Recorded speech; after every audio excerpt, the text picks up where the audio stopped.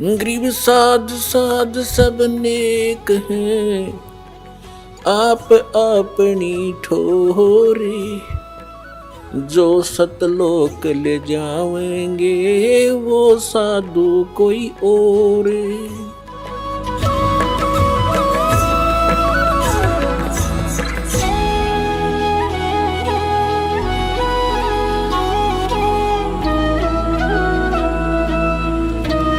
ಆ ಪರಮಾತ್ಮ ಏನು ಮಾಡುತ್ತಾರೆ? ಈಗ ತಮಗೆ ಪುಣ್ಯಾತ್ಮರೇ, ಈ ವೇದವನ್ನಂತೂ ನಾವು ಕೇಳಿದ್ದೆವು ಮೊದಲು. ಈ ದಾಸನ ವಯಸ್ಸು 1988ರಲ್ಲಿ 37 ವರ್ಷವಾಗಿತ್ತು. ಈ ಶರೀರದ್ದು. ಆ ಸಮಯದಲ್ಲಿ ದಾಸನಿಗೆ ಉಪದೇಶ ಪ್ರಾಪ್ತವಾಗಿತ್ತು. ಇಸವಿ 2001ರಲ್ಲಿ ಯಾವಾಗ ಕರೋಂಥ ಆಶ್ರಮ ಆಗಿತ್ತು, ಪರಮೇಶ್ವರರು ಪ್ರೇರಣೆ ಮಾಡಿದರು. ಒಂದು ವಾಣಿ ಜ್ಞಾಪಕವಾಯಿತು. ಅಂದರೆ, वेद मेरा भेद है और मैं मिलूं वेदन से नहीं, और जौन वेद से मैं मिलूं वो वेद जानते रहे. ಆಗ ದಾಸನು ಯೋಚಿಸಿದ, ಪರಮಾತ್ಮನ ವಾಣಿ ಸುಳ್ಳಾಗಲು ಸಾಧ್ಯವಿಲ್ಲ. ಬಹುಶಃ ಆಗಿರಬಹುದು ವೇದಗಳು ಮತ್ತು ಗೀತೆ. ಪರಮೇಶ್ವರರು ಮತ್ತೊಂದು ವಾಣಿ ಹೇಳಿದ್ದಾರೆ ತನ್ನ ಅಮರವಾಣಿಯಲ್ಲಿ, कि वेद कतेव झूठे निभाई और झूठे हैं जो समझे नहीं. ಈ ಎರಡೂ ವಾಣಿಗಳು ದಾಸನನ್ನು ಚುಚ್ಚಿದವು. ದಿಲ್ಲಿಯಿಂದ ವೇದಗಳನ್ನು ತರಿಸಿದೆ, ಮಕ್ಕಳಿಂದ, ಭಕ್ತರಿಂದ. ಶ್ರೀಮದ್ ಭಗವದ್ಗೀತೆ ತರಿಸಿದೆವು. ದಾಸ ಯೋಚಿಸಿದ, ನನಗಂತೂ ಅನುವಾದ ಮಾಡಲು ಬರುವುದಿಲ್ಲ, ಇವರಂತೂ ಸ್ವಲ್ಪ ಏನಾದರೂ ಅನುವಾದವಂತೂ ಹಿಂದಿಯಲ್ಲಿ ಏನಾದರೂ ಸ್ವಲ್ಪ ಮಾಡಿಯೇ ಇರಬಹುದು. ಅದನ್ನು ನೋಡುವ ಮತ್ತು ಪುನಃ ಮಾಲೀಕರ ವಾಣಿಯಿಂದ ಸ್ವಲ್ಪ ಪ್ರಮಾಣವೇನಾದರೂ ಸಿಕ್ಕಿದರೆ, ಮತ್ತು ನಂತರ ಶಬ್ದಕೋಶವಂತೂ ನಮ್ಮ ಬಳಿ ಇದೆ. ಅದೇ ಆಯಿತು. ದಾಸನು ಮೊದಲು ಶ್ರೀಮದ್ ಭಗವದ್ಗೀತೆಯನ್ನು ನೋಡಿದ. ನಿನ್ನ ಇಡೀ ಭಂಡಾರವೇ ತುಂಬಿದೆ. ಗೀತೆ ಜ್ಞಾನದಾತ, ಈ ಕಾಲ, ಈ ಬ್ರಹ್ಮನು ಇವನು ಕಾಲನಾಗಿದ್ದಾನೆ. ಶ್ರೀಕೃಷ್ಣ ಕಾಲನಲ್ಲ. ಇವನು ಹೇಳ್ತಾನೆ, ನನ್ನದು ಓಂ ನಾಮವಿದೆ, ಶ್ರೀಕೃಷ್ಣನದು ಓಂ ನಾಮವಲ್ಲ. ಏಕೆಂದರೆ ಇವರು ಸ್ವತಃ ಓಂ ನಾಮ ಜಪ ಮಾಡುತ್ತಿದ್ದರು.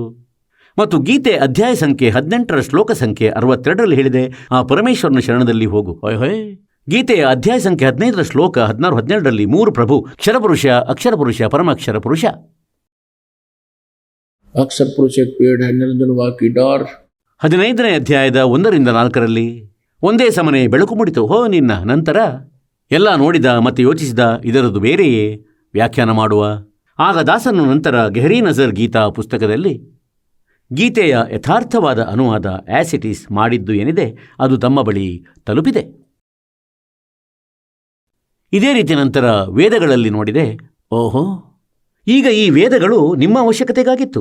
ಅಂದರೆ ಈ ವೇದಗಳಲ್ಲಿ ಈ ರೀತಿ ಬರೆದದ್ದು ಸಿಗಲಿ, ಯಾವುದರಿಂದ ನೀವು ಕೂಡ ಅರಿಯಲಿ, ಏನೆಂದರೆ ಇದರಲ್ಲಿ ಸರಿ ಸೆನ್ಸ್ ಒಡಗೂಡಿದೆ ಎಂದು. ಮತ್ತು ಆ ಪರಮಾತ್ಮನು ಕೃಪೆ ಮಾಡಿದ. ದಯಾನಂದರು ಹೋಗಿಬಿಟ್ಟರು. ಇವನು ನೋಡಿ, ಯಜುರ್ವೇದ ತಮಗೆ ಕೇಳಿಸ್ತೇನೆ, ಮನುಷ್ಯ ಜನರೇ, ಅಂತೆಯೇ ನಾನು ಗಾಳಿ, ಸಿಡಿಲು ಪ್ರಸಿದ್ಧ ರೂಪ. ಗೊತ್ತಿಲ್ಲ, ಏನು ಅಜ್ಞಾನ, ಸ್ವಲ್ಪವೂ ಸೆನ್ಸ್ ಇಲ್ಲ ಇದರಲ್ಲಿ, ಇಂತಹ ಅಜ್ಞಾನ ಮಾಡಿಟ್ಟಿದ್ದಾರೆ ಇವುಗಳದು. ಮತ್ತು ನಂತರ ಇವರಿಗೆ ಸದ್ಬುದ್ಧಿ ಕೊಟ್ಟರು, ಈ ಆಚಾರ್ಯರಿಗೆ. ಶೇಷ ಉಳಿದವರಿಗೆ ಅವರು ಸರಿಯಾಗಿ ಅನುವಾದ ಮಾಡಿದರು. ಅದನ್ನು ತಮ್ಮ ಸಮಕ್ಷಮದಲ್ಲಿ ದಾಸನಿಡುತ್ತಾನೆ. ಅಂತೆಯೇ ಈ ಅನುವಾದ ದಾಸನೇನಾದರೂ ಮಾಡಿದಿದ್ದರೆ ತಾವಂತೂ ಖಂಡಿತ ಪುಣ್ಯಾತ್ಮರು. ಸಂತರ ಮಾತಿನ ಮೇಲೆ ವಿಶ್ವಾಸ ಇಡುತ್ತಲೇ ಬಂದಿರುವಿರಿ. ಈ ನಕಲಿಗಳ ಮೇಲೆ ಇಟ್ಟಿದ್ದೆವು ನಾವು ವಿಶ್ವಾಸವನ್ನು. ಆದರೆ ಅಲ್ಲಿಂದ ಇಲ್ಲಿಗೆ ಯಾರು ಬರುವರು? ಬಿಸಿ ಹಾಲಿನಿಂದ ನಾಲಿಗೆ ಸುಟ್ಟವನು ಮಜ್ಜಿಗೆಯನ್ನು ಕೂಡ ಊದಿ ಊದಿ ಕುಡಿಯುತ್ತಾನೆ.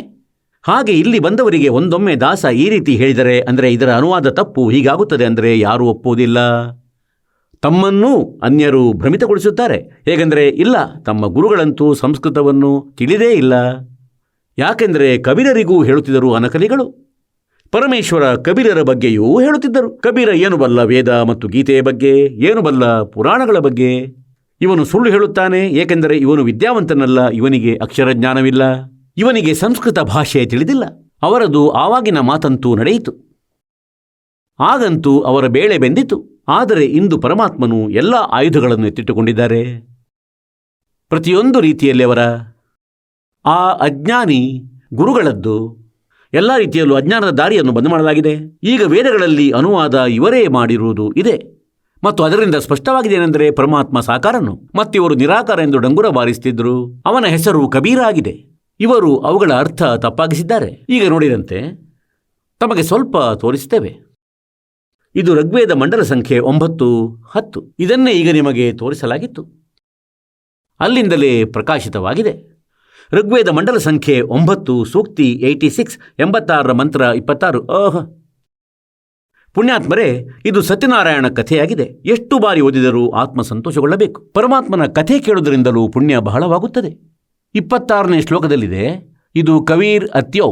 ಕಬೀರ ಸ್ಪಷ್ಟವಾಗಿ ಬರೆಯಲಾಗಿದೆ. ನಾವು ಇದನ್ನು ಕಬೀರ ಎನ್ನುತ್ತೇವೆ. ಕಬೀರ ಯಜ್ಞವನ್ನು ಮಾಡುವ ಯಜಮಾನರಿಗಾಗಿ ಪರಮಾತ್ಮ, ಯಜ್ಞ ಅಂದರೆ ಧಾರ್ಮಿಕ ಅನುಷ್ಠಾನ ಮಾಡುವವರು, ಯಜಮಾನ ಅಂದರೆ ಸಾಧಕರು, ಅಂದರೆ ಭಕ್ತರಿಗಾಗಿ ಪರಮಾತ್ಮ ಎಲ್ಲ ದಾರಿಗಳನ್ನು ಸುಗಮಗೊಳಿಸುತ್ತಾ ಅವರ ವಿಘ್ನಗಳನ್ನು ಮರ್ದನಗೊಳಿಸುತ್ತಾರೆ, ಅವರ ಎಲ್ಲ ಸಂಕಟಗಳನ್ನು ನಾಶ ಮಾಡುತ್ತಾರೆ, ಅವರನ್ನು ಪವಿತ್ರಗೊಳಿಸುತ್ತಾರೆ ಮತ್ತು ತನ್ನ ರೂಪವನ್ನು. ಹೀಗಾದರೆ ಪರಮಾತ್ಮ ನಿರಾಕಾರನಾದ್ದೇನು? ಇವನು ಸಾಕಾರನು. ತನ್ನ ರೂಪವನ್ನು ಸರಳಗೊಳಿಸುತ್ತಾ, ಏಕೆಂದರೆ ಸತ್ಯಲೋಕದಲ್ಲಿ ಪರಮಾತ್ಮನ ರೂಪವೇನಿದೆ ಮನುಷ್ಯ ಸದೃಶವಾಗಿದೆ. ಅವನ ಒಂದು ರೋಮಕೂಪದಲ್ಲಿ ಕೋಟಿ ಸೂರ್ಯರು ಕೋಟಿ ಚಂದ್ರರು ಸೇರಿಸಿದಷ್ಟು ಪ್ರಕಾಶವಿದೆ. ಒಂದೊಮ್ಮೆ ಅವರು ಇದ್ದ ಹಾಗೆ ಬಂದರೆ ಪರಮಾತ್ಮ ಆಸ್ ಇಟ್ ಈಸ್, ನಾವಂತೂ ಏನನ್ನು ನೋಡಲಾರೆವು, ಈ ಸೂರ್ಯ ಕೂಡ ಕಾಣಲಾರನು. ಇಷ್ಟು ಪ್ರಕಾಶವಿದೆ ಪರಮಾತ್ಮನದು.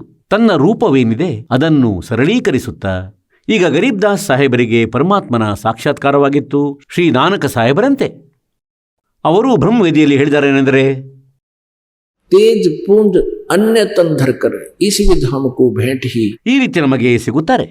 ತನ್ನ ರೂಪವನ್ನು ಸರಳಗೊಳಿಸುತ್ತಾ ಆ ಕಾಂತಿಮಯ ಪರಮಾತ್ಮ. ಇಲ್ಲಿ ಇವರು ಅರ್ಥ ತಪ್ಪು ಮಾಡಿದ್ದಾರೆ. ಇಲ್ಲಿ ಇವರು ಕವೀರ ಸರ್ವಜ್ಞ ಮಾಡಿದ್ದಾರೆ. ಕವಿಹಿ ಕವೀರನ ಅರ್ಥ. ಇದರ ಅರ್ಥ ಇವರು ಇದನ್ನಂತೂ ಇದರ ಸಂಧಿ ವಿಂಗಡಣೆ ಮಾಡಿದ್ದಾರೆ ಮತ್ತು ಅರ್ಥ ಮಾಡಿದ್ದಾರೆ ಸರ್ವಜ್ಞ. ಯಾರೂ ಕೂಡ ಕವಿ ಸರ್ವಜ್ಞ ಆಗುವುದಿಲ್ಲ. ಈಗ ಈ ಭ್ರಮೆಯನ್ನು ಸರಿಸಬೇಕಾಗುವುದು ಮೊದಲು. ಇದು ನೋಡಿರಂತೆ ಯಜುರ್ವೇದ. ಈ ಯಜುರ್ವೇದವನ್ನು ನೋಡಿದಂತೆ ಮಹರ್ಷಿ ದಯಾನಂದ ಸರಸ್ವತಿ ಮುಖೇನ ಇದರ ಅನುವಾದ ಮಹರ್ಷಿ ದಯಾನಂದರೇ ಮಾಡಿದ್ದಾರೆ ಯಜುರ್ವೇದದ್ದು.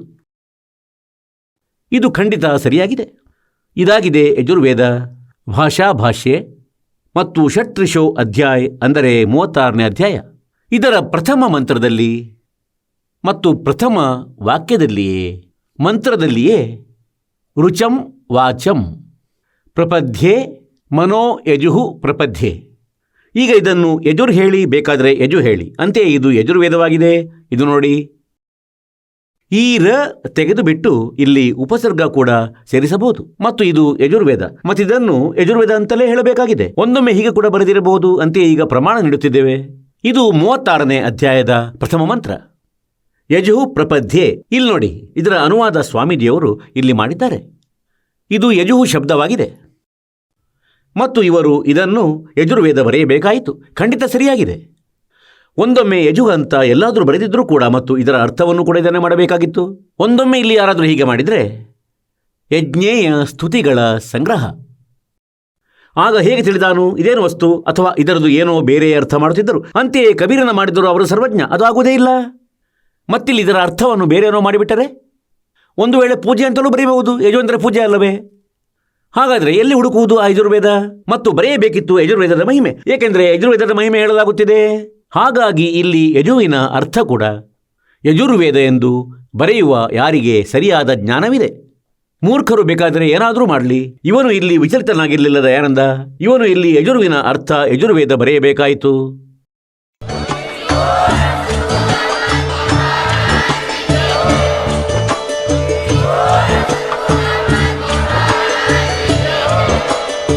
ನೀವು ಕೇಳಿದ್ದೀರಿ ಜಗದ್ಗುರು ತತ್ವದರ್ಶಿ ಸಂತ ರಾಮ್ಪಾಲ್ ಮಹಾರಾಜರ ಮಂಗಳ ಪ್ರವಚನ.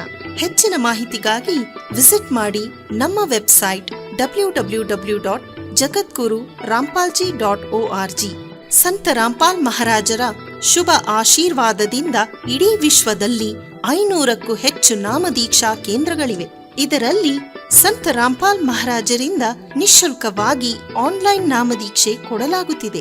ತಮ್ಮ ಹತ್ತಿರದ ನಾಮದೀಕ್ಷಾ ಕೇಂದ್ರದ ಮಾಹಿತಿಗಾಗಿ ಸಂಪರ್ಕಿಸಿ 888 444 7302.